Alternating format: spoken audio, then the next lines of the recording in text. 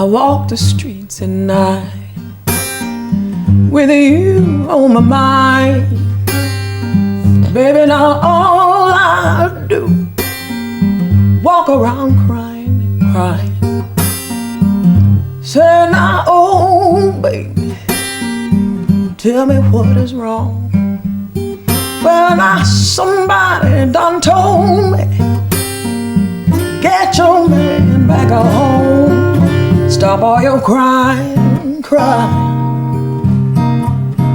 Ooh, crying. See, I'm crying. Baby, you found someone new, but I'm so in love with you. That's why I'm crying, crying.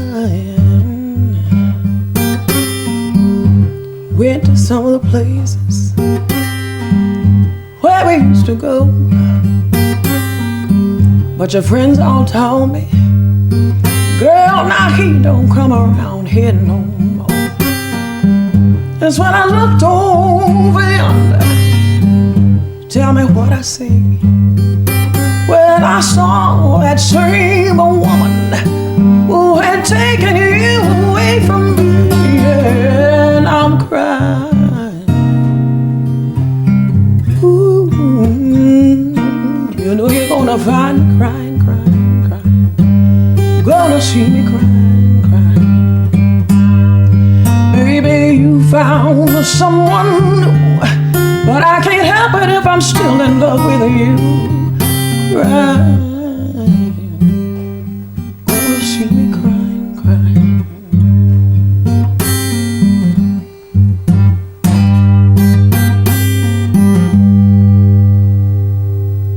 Доброе утро, дорогие друзья! Сегодня мы с вами наслаждаемся чарующими звуками блюза. В студии Екатерина Орлова и Михаил Кириллов. У нас в гостях Шанна Ватерстоун, музыкант, блюзвумен, Евгений Колбашев, менеджер, и Евгений Коллини, музыкант.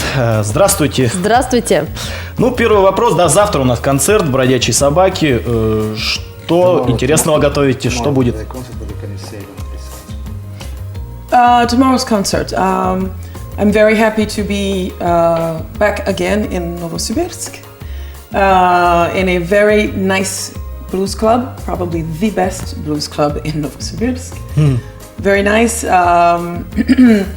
very good musicians, and I'm happy to have the experience to play once again with Russian musicians. For me, the collaboration with Russian musicians and being an American artist is something very different and very rare, and I'm happy to have this opportunity, and I have this opportunity because of Евгений Колбашев, and he has managed to bring some elements together that make something very unique and very special. So I'm happy to be here once again, and definitely everyone come down to the club tomorrow to hear our concert. Она счастлива, что опять вернулась в Новосибирск, она была здесь, и счастлива, что опять будет концерт в таком замечательном клубе «Бродячая собака», который она считает, наверное, лучшим блюзовым клубом здесь. Вот, и она, не первый раз уже будет играть с нашими музыкантами российскими, что для нее очень важно, поскольку это разные вещи, играть с американскими там где-то и здесь с российскими, поэтому это будет концерт несколько уникальный, и у нее будет возможность поэкспериментировать вот в таком варианте совмещения российских музыкантов и ее как американской певицы. Ну, поскольку это уже не первый опыт, как проходит работа с русскими нашими музыкантами? How do you work with Russian musicians? How do I work with Russian musicians? First of all, I transmit all of my songs, my repertoire that they work on, and they learn the songs, and we come together, we practice, we find the best way to do the songs on stage, and we make it work. Between the musicians and myself, we find out what is best, and I think the combination works because they like the music, they like the blues, they like the music that they're playing, and of course my pleasure is to be here to do that music with them. So it works well, very well together. very positive. Это, в общем-то, хорошо эта работа происходит. Как обычно, заранее высылается программа, там плейлист какой-то, который музыканты, а у нас в туре разные музыканты, есть сибирская часть, московская, музыканты учат эти песни, потом, когда она прилетает, они собираются вместе, есть время для репетиции, тогда они ищут какие-то ходы, комбинации для того, чтобы найти правильный путь для того, чтобы эти песни показать на сцене. Так что все, она говорит, что это все проходит хорошо у нас. Хорошо. Какой реакции вот вы ждете от зрителей? Вот идеальная реакция какая? I think the reaction from the audience is very good, very positive. People are happy. People are surprised. For those of us that don't know the music, they discover the blues, they discover the music. They also see that the Russian musicians playing blues, which is really typical American music, and so the reaction is very positive from everyone. They like the music. They discovered the music, and they always ask for more. So I'm happy that they ask for more, because it gives me an opportunity to come back, to do more, and also an opportunity for the musicians to give more also. So always a very, very positive reaction from the audience. Very positive. В общем, везде примерно одинаково, очень позитивная, хорошая реакция от публики. И в некоторых местах, где, например, эту музыку не знают еще, они делают для себя открытие, открывают этот блюз. И это хорошо, поскольку они вникают в новое русло музыкальное и просят дальше больше ее играть после концерта. Это очень хорошо, поэтому везде очень позитивно и прекрасно. Каждый исполнитель блюза, наверное, по-своему понимает этот жанр. Что такое блюз для вас? What's blues for you? Because it's a different attitude from musicians. What you? Blues for me is, first of all, it's a story. It's part of my roots. It's a heritage. It's history. It's music from a people. It's very specific. It speaks about specific things, and it comes from a very specific place and very specific people. It's about my story, my history, my people. It's not just something you find everywhere. It is, for me, kind of a responsibility for me to tell a story, to give people something that is coming from me, but also just some of history and some of some of the things that my ancestors and my people have created and are now giving to everyone in the form of blues music today. Yeah. Ну, это так, блюз для нее это такая вещь, которая происходит от корней ее, да, это часть ее то, что было давно, и это некая история жизни вот этой части населения черного, и эта история, это все что угодно, связанное именно с ней. Она через блюз передает свое отношение к этой и показывает нам некоторые вещи, которые, может быть, не знают. Ну, давайте немножечко поговорим о биографии. Знаю, что в 11 лет уже собрали свою группу, там записывали песни на магнитофон. Вот примерно расскажите вкратце, как начали. Some words about your biography, that you started at 11, you founded the first band, and so. Yes, I started very young writing. I was writing, starting with poetry and then songs at around 11 or 12. Then I formed a group, my first group, with some friends, some neighbors that had a home studio because their father was a musician. And so we would come together and create and work and make songs, and that was perfect for me because it opened up the first opportunity for me to work with others and create.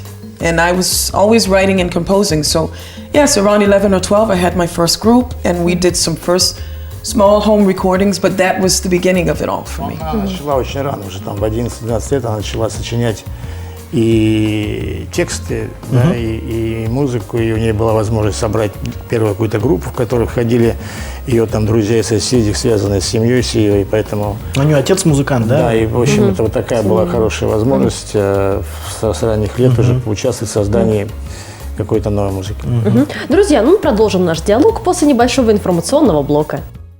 Друзья, мы продолжаем наш разговор, и, как я понимаю, помимо вас будут еще какие-то музыканты. Можете немного поподробнее о них рассказать? Но это будет не дуэт, как сейчас, это такая импровизация некоторая, а как во всех городах выступает с ней полностью группа. Вот, в сибирская часть, которая начнется у нас завтра.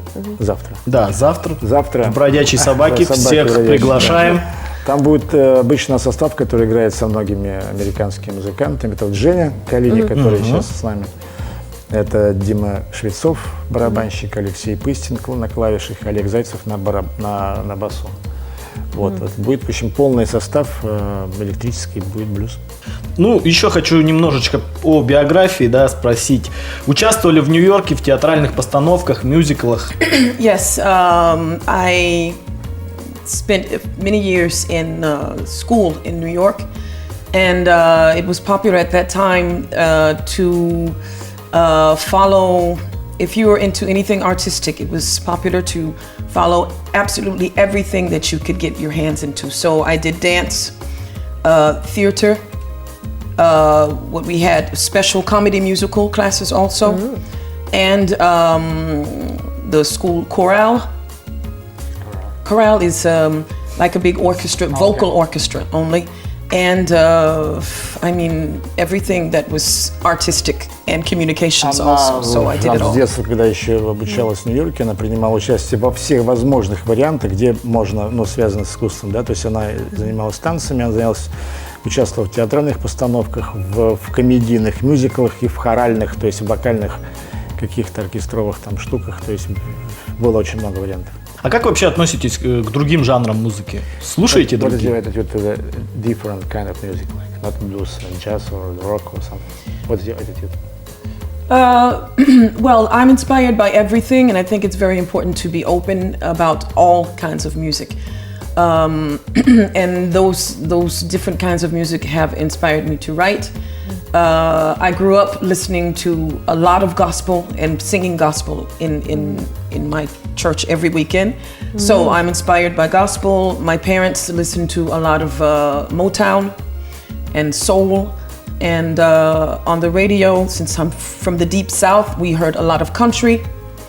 And I also, as a child, growing up on the radio every morning, preparing myself for school, I heard Rolling Stones, I heard Donna Summer, I heard, a lot of, I heard the Beatles. So I'm inspired by everything. Anything that sounded good to me, I just took it in, I absorbed, took it all, and that inspired me to do what I do today. Jazz, right? Jazz, of course, but jazz was when I moved to New York. I did the jazz, yeah. Она всегда открыта ко всем видам музыкальным и считает, что это очень важно, потому что это создает для нее варианты написания музыки разные, поэтому она с детства, кроме блюза, слушает все, очень много госпел, музыка, которая была в семье, всегда звучала, очень много кантри. Это, я так понимаю, в церкви, да? Да, госпел это такая. Кантри много было, и как любой другой человек, как и мы, она слушали Rolling Stones, и Beatles, и Donna Summer. То есть классическая школа есть, да? Да, и у нее дома всегда была в семье эта музыка. Ну и джаз, естественно, потому что он оттуда, из Америки, поэтому присутствует. Я могу добавить, что она на самом деле джаз исполняет. Она живет в Париже сейчас, и у нас даже есть задумка сделать проект здесь, в России, тур, где бы она исполняла джазовые композиции, в частности, идея такой трип Билли Холидей, который она любит и хорошо знает репертуар, поэтому она открыта ко всем вариантам музыки. А такой вопрос, с кем-нибудь удалось поработать? Did you work with some Сотрудничеству с кем гордитесь?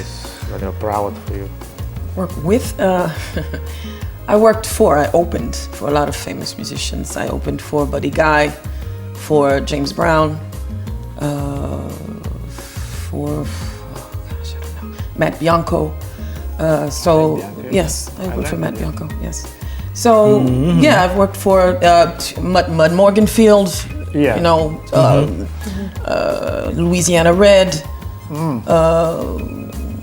Она со многими, то есть Open это открывала, то есть когда она на разогреве, грубо говоря, на сцене, она открывала концерт, она открывала концерты Бадди Гаю, Джеймс Браун, Луизиана Ред, Мэтт Бьянко, моя любимая, кстати, группа, и многие другие. То есть вот в таком варианте она часто. То есть я могу еще добавить, что в Париже, где с блюзом не очень, ну, в отличие от джаза, артистов, она одна из главных блюзовых певиц с этим же.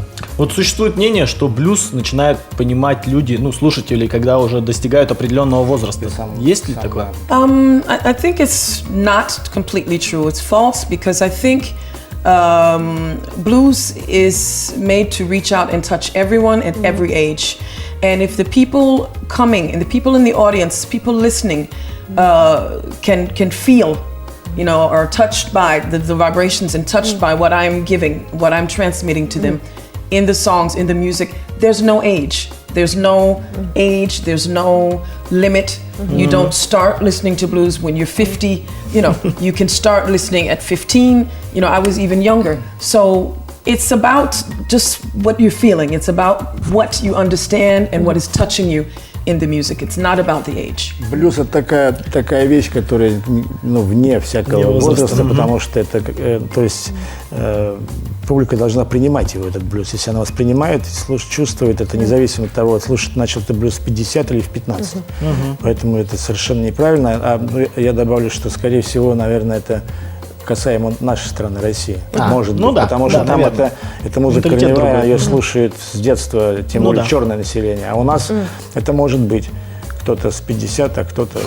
У нас на концертах на самом деле молодежи полно. Ну, чтобы показать, что блюзу все возрасты покорны, наверное, снова споем. Ну, давайте для начала пригласим завтра в «Бродячую собаку». Всех 8 марта ждем на концерте. Ну и напоминаю, что у нас в гостях были Шанна Ватерстоун, музыкант, блюзвумен, Евгений Колбашев, менеджер, и Евгений Коллини, музыкант. Ну и, конечно, попросим еще раз спеть.